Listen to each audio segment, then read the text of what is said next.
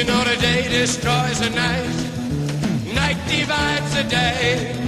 Try to run, try to hide, break on through to the other side, break on through to the other side, break on through to the other side. Distinguir a essência e a aparência, o inteligível e o sensível, a ideia e a imagem, o original e a cópia, o modelo e o simulacro. Mas já vemos que essas expressões não são equivalentes. A distinção se coloca entre duas espécies de imagens. As cópias são possuidoras em segundo lugar, pretendentes bem fundados, garantidos pela semelhança.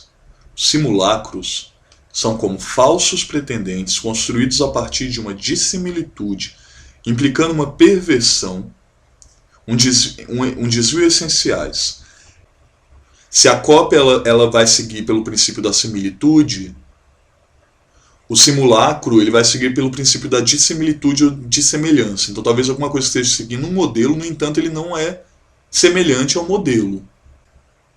Trata-se de assegurar o triunfo das cópias sobre os simulacros, de recalcar os simulacros, de mantê-los encadeados no fundo, de impedi-los de subir à superfície e de insinuar por toda parte. A grande dualidade manifesta a ideia e sobre uma semelhança interna ou derivada.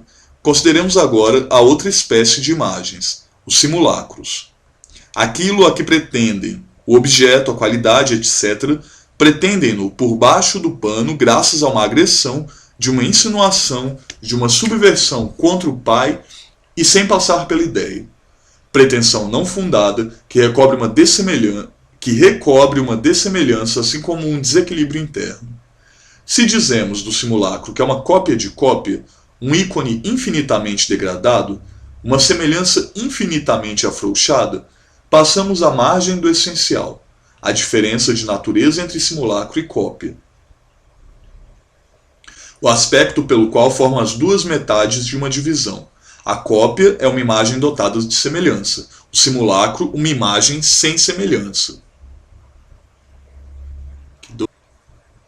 O simulacro é construído sobre uma disparidade, sobre uma diferença, ele interioriza uma dissimilitude. Eis porque não podemos nem mesmo defini-lo com relação ao modelo que se impõe às cópias, modelo do mesmo, do qual deriva a semelhança das cópias. Se o simulacro tem ainda um modelo, trata-se de um outro modelo, um modelo do outro, de onde a cópia poderia ser chamada de imitação na medida em que reproduz o modelo. Contudo, como essa imitação é noética, espiritual e interior, ela é uma verdadeira produção que se regula em função das relações e proporções constitutivas da essência. Há sempre um saber. Vemos, pois, que a imitação é determinada a tomar um sentido pejorativo na medida em que não consegue passar de uma simulação. Se não se aplica senão ao simulacro e designa o efeito de semelhança somente. O simulacro implica grandes dimensões, profundidades e distâncias que o observador não pode dominar. É porque não as domina que ele experimenta uma impressão de semelhança. O simulacro inclui em si o ponto de vista diferencial. O observador faz parte do próprio simulacro, que se transforma e se deforma com seu ponto de vista.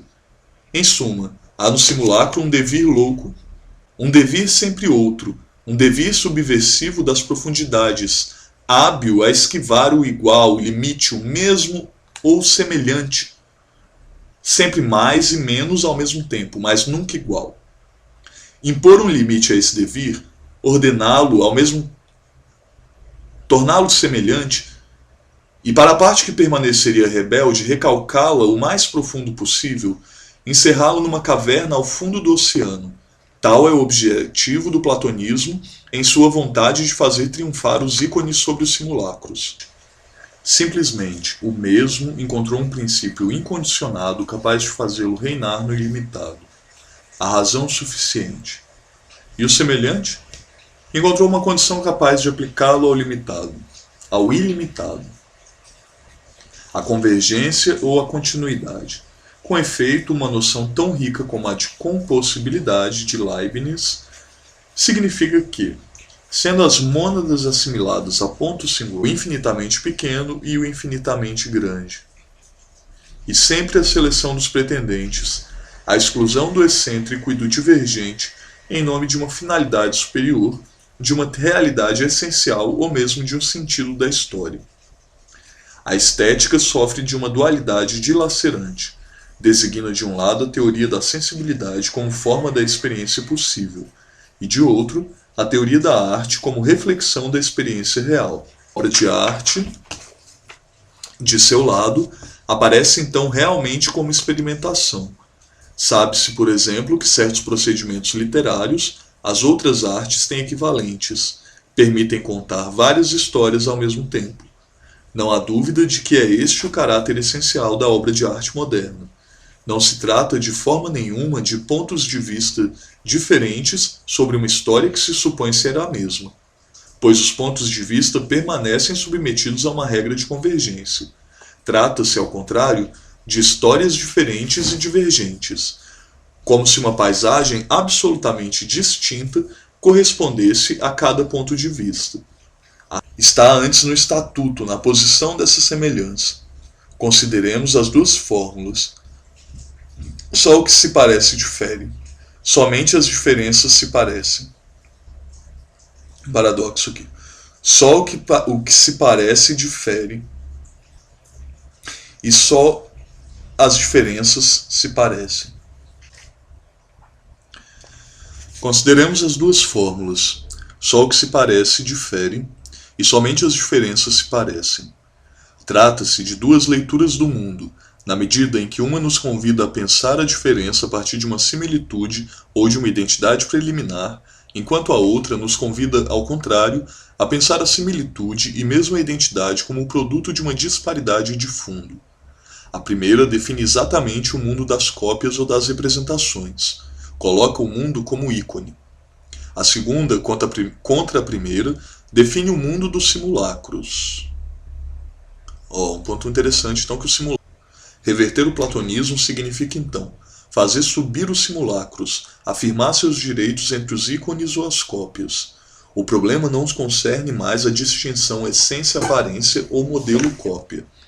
Essa distinção opera no mundo da representação.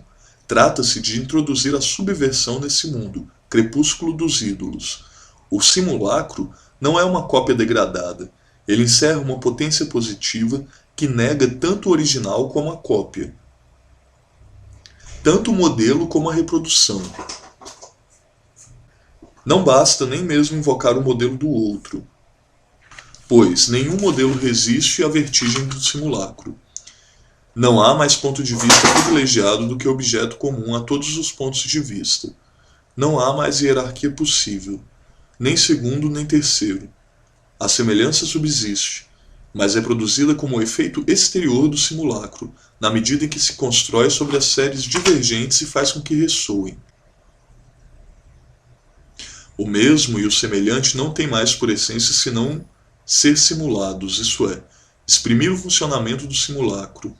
A simulação é o próprio fantasma, isso é, o efeito do funcionamento do simulacro enquanto maquinaria, máquina dionisíaca. É um corpo em festa, né? Um corpo em festa é uma máquina dionisíaca. Trata-se do falso como potência, pseudos, no sentido em que Nietzsche diz: a mais alta potência do falso. Olha, a potência do falso. Beleza, isso é foda, cara. Cara rizomático, velho. Potência do falso em lógica do sentido, apêndice 1.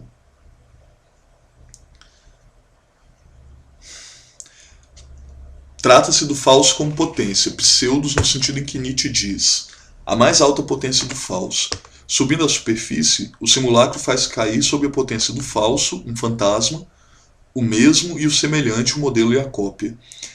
Ele torna impossível a ordem das participações, como a fixidez da distribuição e a determinação da hierarquia. Instaura o mundo das distribuições nômades e das anarquias coroadas. Longe de ser um novo fundamento, engole todo o fundamento, assegura um universal desabamento. Effondrement.